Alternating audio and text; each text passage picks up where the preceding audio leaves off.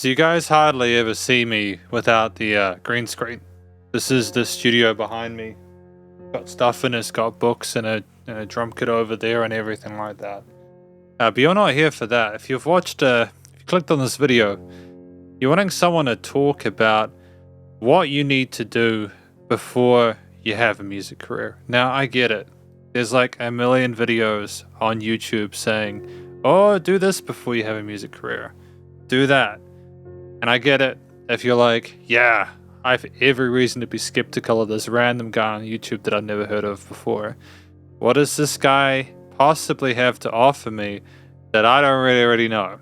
And so I want to go through a few things that off the top of my head will help. If you are trying to have a music career, this is the experienced, what I've learned after reviewing thousands of songs from musicians from around the world at a professional level, as well as interviewing some amazing people, doing live streams, and after 20 years in and out of the music industry, doing stuff with my own stuff, working with other recording musicians, teaching hundreds of students, and stuff like that. Now, I want to first of all address the most important thing that you need in order to be able to have a music career, and that is to be likable. Now you might be wondering, why would it possibly matter if I was likable? Surely the most important thing is that I can play the instruments the best, or write the best songs, or whatever. And the answer to that is no one fucking cares about how well you can write a song or how well you can play if they don't like you. Now, this isn't a situation where it's a love-hate, you kind of hate watch someone thinking they inadvertently get a whole lot of attention because of this. If you are not a likable musician, if people do not care for who you are in a way that is beneficial to you at the very least, you're screwed. There's no way. Part of the way to be likable is to think about what other people need and what other people want, as well as your own stuff. It's to be aware of the people around you. And on occasion, I have had musicians that I have worked with who have been phenomenal, and they have been very considerate, clearly considerate of everyone around them, and they make good connections, and they are respectful. And even when they call you out, they let you know that, yeah, there's still respect, but you fucked up, right? You made a mistake. So when I say you have to be likable, it's not just pretending to be someone who you think someone's going to like. It's actually being not even a good person, because good is so subjective, but just being someone who people want to get behind and people want to sort of say, yeah, no, that person's definitely got a shot at whatever they're doing. I'm going to give them a go. Because if you are not likable, you have no hope. You have no shot, no opportunity. No one's going to want you to succeed. And honestly, any attention you get is probably going to be accidental.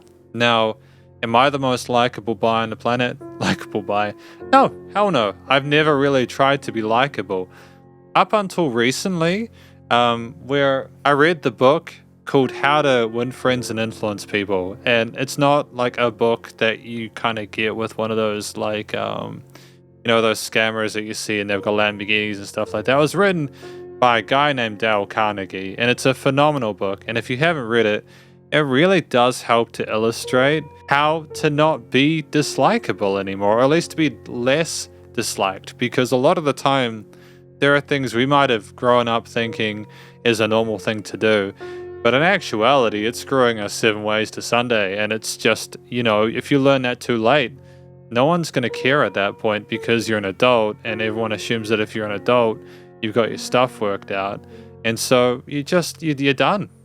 You're screwed. So if you want to have a music career, look, as someone who understands how painfully understands how important it is to be likable, even when I'm still working on people liking me because of my actions and behavior, I would recommend to you to consider whether you yourself are likable, because if you're not got a chance. The second thing I'd recommend is that you need to not only be likable in order to have a music career, but you also need to really give a shit. You really need to be passionate about what you're doing, Because the music industry, despite what you may see with people who are like leasing fancy cars or making a lot of money only to have to pay like 80% of the revenues back to venue owners and merch and stuff like that and the labels and stuff, even in a day and age where a lot of people are going independent, you've got to understand that having a music career is both incredibly difficult and nothing that anyone is entitled to. Even people who are wonderfully, well off, that have probably all the possible connections that need to have a shot at it. If you are not absolutely perfect, what everyone wants right off the bat, you are going to have people who will mercilessly ridicule you at the least. At the worst, they won't care. Now you might be thinking, why would it not be better or worse for people to not care? Like, why would I want people to not care? And I want you to think about why you're even asking that question. The idea of a music career is that you have enough people paying attention to you in order for them to want to pay you for things. This goes for any type of influencer job. If you are not giving people exactly what they want, and unless you're doing it on purpose and in a way where it's sustainable, you're screwed, because either what's happened is you've accidentally stumbled upon something that's worked and you're going to either stumble on that and fuck it up, or you're going to just kind of bury it into the ground and kind of just destroy it. And, I'll admit, for me personally, that's what I did with like the Jay Chou stuff, doing all the 15 album reviews. But the problem with me is that I didn't really know how to capitalize on it. People would give me advice and stuff like that, but I also I didn't do a lot of that stuff. And so for me personally, I kind of screwed myself twice, because I wasn't keeping my commitments to people, and then I was also losing passion for what I was doing because I was not able to cope with the burden of being even slightly successful. So for me now, looking at what to do on YouTube, I know that in order to succeed, I would not only need to be likable, but I would also need to be passionate about what I do, because you need time to experiment and find things that work. Yeah, sure, okay, you could like totally do the thing where you do what everyone else is doing. You could try and scam people even. You could just try and do some really underhanded, shady stuff. But, the internet's, word gets around, you'll get caught. And unless you are super duper well off, you probably get caught. And even then, you got even really wealthy people like Sam Bankman-Fried doing dumb shit on the internet, getting sentenced to 115 years of prison eventually. But if you are not passionate about what you're doing with music, in an industry where it's a billion times more difficult to make $1 billion than it is in the finance industry, I would assume you're not going to get anywhere, because that passion will be part of what fuels you to even continue getting up in the morning, let alone, like, if you were to base your identity on a music career, your passion needs to be such that you will continue to keep getting up over and over again until you can't, until you're successful, or until you reach that point where you think you're successful, whatever scale, shape, that form that is. So it's very important to not only be likable, but also to be passionate about what you're doing, so that while you experiment and while you figure out what your music even is, let alone the direction you want to go with your career, your stylistic preferences, etc. Because there's also the fact that even if you're passionate and likable, you can only go so far as a passionate and likable person. This is where we can start talking about the specific proficiency of technique and everything like that. So I think number 3 is being proficient at what you do. It's being able to do what you do, not only to an extent where it is at a level where you can get what you need done in a way that is going to not only benefit you but others, but also, is doing it in a way where it's unique. Not in a unique in the next thing I'm going to talk about, but like unique in the sense of people will notice you if you do it. So, for example, there are a lot of people who play guitar really well.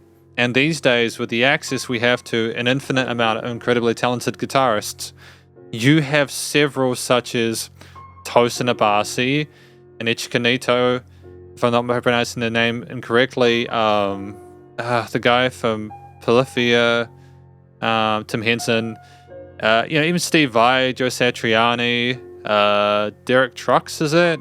And you've had people like Jimi Hendrix and Stevie Ray Vaughan, and lots of other phenomenal guitarists. Like, I'm just naming ones off the top of my head, But those musicians all had a unique identifier. They were either revolutionary in their genre, or they were just so incredibly skilled and wonderful with the way they played that people couldn't help but admire them and pay attention to them. And am I saying that one of the only ways to have a chance at a career is to be that good?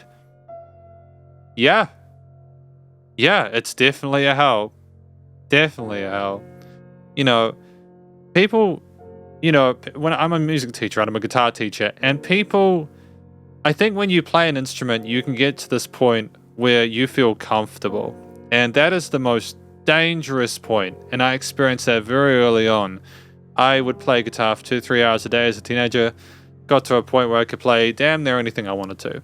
I, was very good. And then I just started getting lazy. I didn't play as much as I used to. And I lost the joy of growth and development.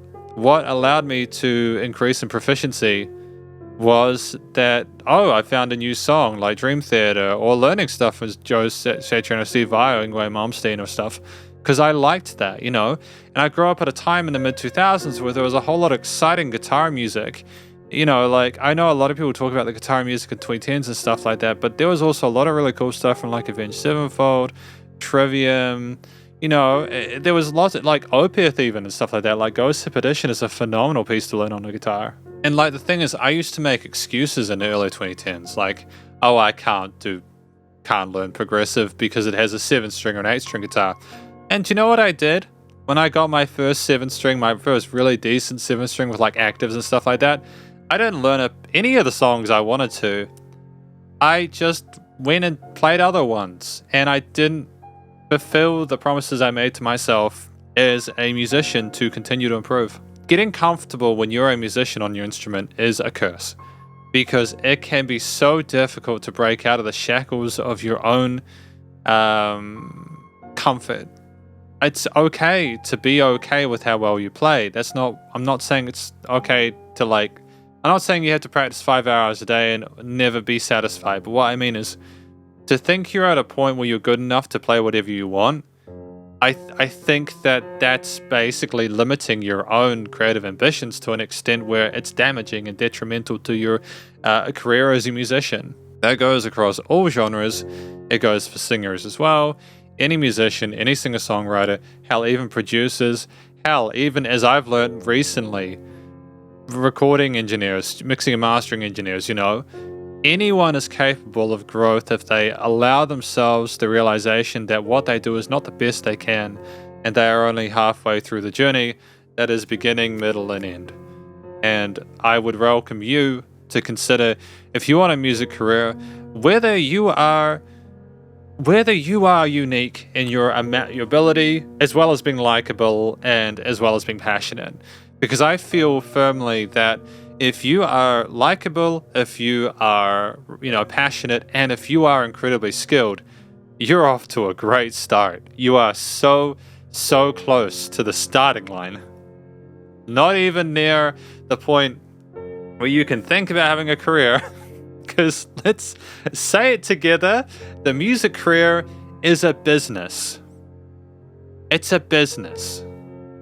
You may not be aware of this, but I have a BCom, which I know is the I know it's like the entry level to like honors and shit, right? But I have a BCom double major in management as well as strategy and entrepreneurship. I studied strategy and entrepreneurship as part of my degree. I also have a diploma in audio engineering and music production, but that's besides the point. I just realized that my camera battery was running out of power, so I'm glad I fixed that. But let's continue on the topic of that whole kind of degree thing, because if you treat your career like a business, it'll be massively helpful. But here's the trick, right? Here's the trick: you cannot allow your passion and the business to be the same. I firmly believe that if you put your passion with your business, it may affect your passion for what you do. And if the passion is gone, there's a strong chance that the creativity will go with it. And I think it's in fact, it's borderline impossible to really completely separate the two. But what I would say is, if you make music and release it into the ether, and it'll go nowhere potentially, there is a minute chance that if it's so fundamentally friggin' incredible, someone will shout you out. Maybe if it's so completely game-changing, breathtakingly original, you may get noticed for it. But there's a strong chance as well that if you release something after you've made it, what happens? It just goes into the ether. There are millions, if not billions, of songs on the various digital streaming platforms from hundreds of thousands, if not millions of musicians. And in order to stand out, to have a chance at a music career, you need to not only be passionate, likable, and incredibly skilled at what you do. And when I say skilled as well, just to go back to that a little bit, I mean skilled at one thing, but that's a minimum requisite because there is so much with a music career. Although, to be fair, the complexity of what you need to do in order to be unique is, that's another thing we'll talk about. The flexibility is that sometimes you don't need to be the best audio engineer to make something sound great. There are lots of bands which almost pride themselves on not having absolutely crystal perfect recording quality. A lot of people that listen to music, especially those that might listen to music through the 70s, 80s, and 90s, might not be super duper interested in stuff that is like absolutely crystal sterilized perfect. And even like more recently, even though stuff like auto-tune and vocals and stuff like that, that's become a bit more accessible in certain genres, it's still kind of frowned upon because, even if it's a stylistic thing, right, that's fine. But is it really a person's true voice if they have to use auto-tune to sing? It's not a boomer take. I'm just saying it can be good to know the person can sing, then let them have the auto-tune, right? And don't get me wrong, a lot of people may prefer to listen to singers with auto-tune. But then if you're listening to people whose vocals have auto-tune, you're listening for the effect or the lyrics rather than the person's original voice. Or maybe you're listening for the way it's combined, but it becomes less about the person and their voice and more about the amalgamation of various things, such as the way the song is produced, how the lyrics represent the tone. Is there a sense of cohesion and connectedness between them? It's complicated. So let's just move away from that though for now. Let's just assume that you have a really great track and you've released it and you've done nothing else. There's a strong chance you won't get any push with it. So you might be thinking, okay, right, what do I do? The number one thing that a business needs to do is to solve a problem. And let me tell you something, man. I really don't think that most music release nowadays solves a problem. Like, when was the last time you heard a song that solved a problem you were having?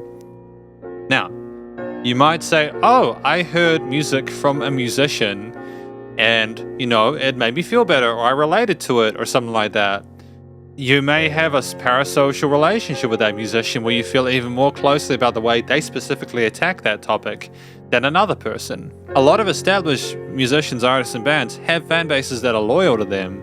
When they tell the same story as you might be telling as a new musician, they may take it more personally and affiliate themselves with that, even if it's not told as well as yours, simply because of the fact that that's a band, that musician or artist that they're familiar with, and they're happy with their take on it. So what are you gonna do as a musician in order to solve a problem that will benefit people? And you might say, well, I don't actually care about making other people happy. I just want to release music. Well, then don't have a career. Don't have a career, man, or woman, anyone. Don't have a career, because if you don't care what people think, you have no right to a music career. You just don't. You don't, because the entirety in the music career is built on your ability to make money is directly correlated to people caring about what you do. Now, I imagine I've personally dealt with people where I think they'd be very happy to hear compliments, but stuff that I don't like? Nah, get that away from me. And I've been guilty of that as the past. I famously, I have not liked critical feedback. And I have recently, in fact, over my time as a reviewer, up until very recently, I have battled with people. I have gotten into visceral arguments with them. And after reading that book by Dale Carnegie, I realized that's just dumb. These people telling me stuff, even if it's vicious and brutal, it's like, even if I wanted to punch back, the most visceral thing I could do is like if they hated me or they didn't like what I was doing, the most visceral thing I could do is take all of their shitty words, like especially the ones where maybe they aren't requisited, right? It's just a personal attacks, like genuine personal attacks, not like manipulating it to seem like it's personal when it's actually just constructive. But like, if you take those words from people and you make something productive out of it and you change what you're doing, you have a chance. Now, that's if people listen to your stuff in the first place. Now, this is the most brutal thing I'm going to basically need to tell people today. And this is something that I have started doing myself, so you can't say I'm a hypocrite because it's something I'm doing with my tuition work, with my studio production work. You need to ask people to give you negative feedback. You need them to tell you if they don't like something. And if they don't like something, you need them to be able to explain why. Now, if they can't explain why, then yeah, they don't like it, but you can't do much with that information, so there's probably not much reason to worry about it, right? But there'll be people who will patiently explain what's wrong with it, even if it's an excuse to rip your shit. And that is important information if it's valid. The hardest thing as a musician, as a creative person, is to make something that we genuinely believe in and have someone just destroy it. But the problem is that often, especially if we isolate ourselves, we don't have people. Like, a lot of us are lonely, a lot of us are isolated. People have smaller friend groups than they used to nowadays, like in-person ones. A lot of the interactions are online and you don't even know who you're talking to. And don't worry, that's not me having a boomer take. People, generally, we are social animals. We do prefer in-person interaction. And it's also very easy to not say what necessarily needs to be said online because you can avoid the consequences of lying to someone and them seeing how badly you're lying about it. It's really important to get real, genuine feedback on your music. And that's if someone cares or pays attention. And the reason I say this is this tangent that I've gone on isn't necessarily a tangent, because for you to have a chance at a business is to actually know if your music is helping someone. There is no harm if we think about it more than our egos being bruised and having someone say to us that our stuff is not good. If they can give us, if they can back it up, or better yet, provide suggestions on how to improve, we are in a wondrous position where once we've kind of sort of gotten ourselves back up and dusted off our shoulders, we can use that information and do something to make our stuff better. And there's a chance that if you take enough of those blows and you thank the person when they're able to give constructive feedback, that is the best way to get respect. There are a million people who will argue and shit talk when they get criticized or critiqued. Very much less will be like, thank you, I genuinely appreciate that. You can make yourself incredibly likable if you genuinely believe that that is helpful. It's not about going, oh, yeah, just take any bad stuff as truth. No, critically analyze it, think about it. But if you cannot issue a rebuttal that doesn't make you sound like a toddler, you need to probably ask other people you know, because you're probably more likely to make friends in the industry anyways if you're open and honest. But the worst thing you can do is try and either hide criticism or hide from it, because it is out there. And that same audience, right? That same audience, even if you build one with one song, if there's enough of a fault, that your next few tracks follow through with that and people aren't being honest about the issues with it, people will go. And the worst thing you can have is people looking at what you're doing with whatever you're doing and not caring because they don't believe that any help they give you would be worth it. So if you want to have a career in music, right? You need to be likable. You need to be passionate. You need to be really skilled or proficient at what you want to do. Just in general, if it's more than one thing, if you're trying to do everything by yourself, then you've got to be good at everything. I'm sorry, it's just the way the industry works, and it sounds rough. And that's why, joining a band can be helpful. And again, I'm guilty of that as well. I try to do everything by myself, but it's okay to ask for help. It takes way longer to become really good at lots of things than it is to get good at a few really key concepts that will get you across the line with assistance from others. It's about being efficient and sensible and intelligent about it. But if you don't have a business, there's no point in starting one. If you don't care about what people think, you're not fit to be in the music industry, and I'm sorry, that's just the case. You are not entitled to the money from others if you're not in a position where you can deal with them wanting to take that back. Those fans that give you money, that pay attention to your music, could very easily be listening to anything else, especially if you are not quite unique enough to be able to sort of niche yourself. But that's where we come into the fifth point. I haven't even spoken about the business stuff fully yet. Basically, to finish on the whole business thing, it's not just about, taking feedback from listeners and working with it, and of course, enjoying the positive stuff. I don't want to assume that if you're watching this, your music's terrible. It's probably awesome, but it's just remembering that if it's negative feedback, it's not that bad. I'm also aware that I could get some pretty spicy feedback on this one, and I'm going to have to be the mature big boy and not be a hypocrite and take it. I'm not going to get into fights in the comments section, but I will read it and I'll just have to accept it, and maybe people can help. But that's part of growth and maturity, right? And so being a business person with a career as a final point is not just if you've got music that can help people. It's about knowing that you have to be consistent. So you have to be consistent with your output. If you do put stuff out, it has to be phenomenal. If you do put out music, you either do lots of different music at the start or a specific type, because unless you do like the variety act thing that people like Jay Chow do, where they do a different type of each certain track, if you do 2 albums of some genre and then an album of another genre, you're going to lose fans because they're going to be affiliated with a certain sound. And if I get that you're allowed to change your style, but again, you're wanting a career, so it can be difficult to justify randomly changing your style to something, even if you want it.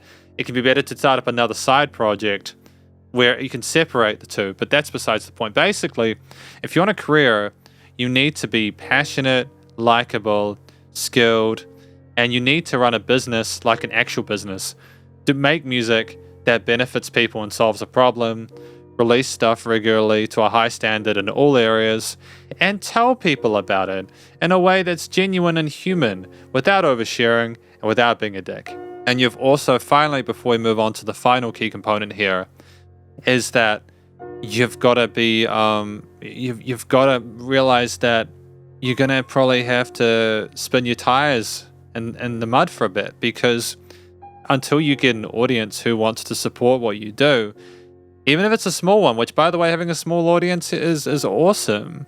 I know personally, I've got people that have come to a lot of my live streams that I used to do and stuff like that will come every time. And I genuinely appreciate them. I remember their names. People like Jacob and Andreas and RC and Shin Yida and, people like that. Lots more. And, it's great to know people like that. And I don't know them personally, but I've met them through the live streams, and they've stuck with me through some of the most dumb stuff I was doing on the YouTube channel. And, I've got to thank them for being patient with me. But that's exactly why you've got to be good at what you do, because if I had been shit as a music reviewer, I don't imagine any of them would have been interested in the first place. And I'm also incredibly lucky that I even get the opportunity to review music professionally in the first place. And the reason that I'm making this video is because I have literally had people approach me asking how to start a music career and how to get involved in it. And I'm hoping this video would help. And I know it's a longer video at this point, but I think it's important to discuss it in a way which is sensible and mature, and it doesn't beat around the bush to an extent. Hopefully it's not 30 minutes when I edit it, but we'll see how we go. Finally, if you are passionate and you are proficient, skilled, and you're likable, and you are running your music career like a business in a way where you would make money from people wanting to, like go to your concerts. That's a whole nother kettle of fish, by the way, going to concerts, selling merch and CD vinyls and stuff, streaming platform releases, music videos, all that kind of stuff can probably even just wait. Let's just assume you have the capacity to know that you need to run it like a business and you've got all those options open. Let's just say you're about to press the trigger before you go and put everything out into the world. Unfortunately, there is one final hurdle which we have, and that is being unique. You have to be unique. You cannot hope to make money from music without it, because unless you are someone that people can instantly recognize, that people know who you are from your music, you are screwed. It's why a lot of instrumental music is really, it's tough to get a career in instrumental music because voices are quite distinctive. You can hear Freddie Mercury's voice, or Billy Joe from Green Day's voice, or James Hetfield's, or a variety of other musicians. Like for people who watch this channel, like Jay Chou and David Tao, and Fuji Kaze, and a lot of other musicians like that. Tokyo Jihin, Douwei, and bands like that. Those are and Zhang Yusheng, right, and beyond. All these musicians have distinct sounds and voices and identities, and they are successful in part because of those. It is not just branding. It is having a personality, an approach to music, a way of exploring concepts, a way of singing or a way of playing that makes you so that they know who you are. And you not only have to be unique, you have to put that uniqueness into the context of running a business as a musical professional. And you also have to be unique whilst being likable, whilst being proficient, passionate, likable. There's a lot of things on the list. Passionate, likable, running like a business, and skilled. Yeah, and unique. I think that a lot of the biggest musicians, like people like Elton John and the Beatles and stuff like that, Jimi Hendrix, you think of a musician that's huge, Michael Jackson. Tell me they're not unique. Tell me there's not something special about them. Now, the thing is, there is a way of figuring out what is special about all these people, but it would require analysis and critique and breaking them apart. Part of the magic of these people is that their success, their sort of like spark, their X factor is an enigma. They don't know necessarily what makes them special, and that's what makes them lovable. Because a lot of the time, these unique people also just seem so fucking relatable, or at the very least, they understand how to communicate in a way which is not overly pretentious. Sometimes they will be weird. Sometimes they will be completely off-putting, but it's within brand for the type of music or the genre that they're doing. So if they're abrasive or rude, or they do whatever, yeah, okay, but that's the kind of music they make. If it's aggressive music, the person might be aggressive, so it kind of works. It's usually better to not be aggressive to people and be a complete asshole, but some people pull it off incredibly well, to a point where often people will they'll overstep the boundaries, and then they'll get pushback on it. And then that's the whole thing. That is the whole thing about not only running your business like a career, your music career like a business, but it's also knowing how to be likable and how to sort of communicate and in a way that's honest with each other. And see how these things link together? This is a video that I've been wanting to make for a year, and I am recording this at 11 o'clock at night. And I know that I've made a lot of other commitments on this channel to do other videos. And I've been thinking for a while how to make this channel unique, because it's all very well and good for me to complain about people calling my stuff a reaction channel, but in reality, a lot of what I do is like that, and I've got to accept that. I understand that people like live streams, but I understand that it's not transformative enough for fair use, and I want to do something different, which is why I want to do these discography reviews. They're bigger videos, but I want to explore them in their entirities. And I know for a fact there are currently less people that are doing them, and even if there were, it would be harder, I think, for people to do it in a way where it could be, I don't know, like, there's probably other people who could do it like I do, but I have a slim amount of confidence that I could provide something that isn't necessarily being done at the moment. That is what I want to do with YouTube. You as a musician, right? You need to figure out if you've got those 5 things. Likeable, passionate, skilled, if it's a business, and if you're unique. Because if you're not, you need all 5. It's non-negotiable. There is no reason why you can't look at yourself and see if you're likable. Because being likable is not just for your music career, it's also your life. And maybe, ironically, learning to take negative feedback will help with any potentials like overconfidence or ego issues. And again, I say that as someone who has had ego issues and overconfidence. So I'm not saying that like I think I'm perfect. I'm sure as shit not.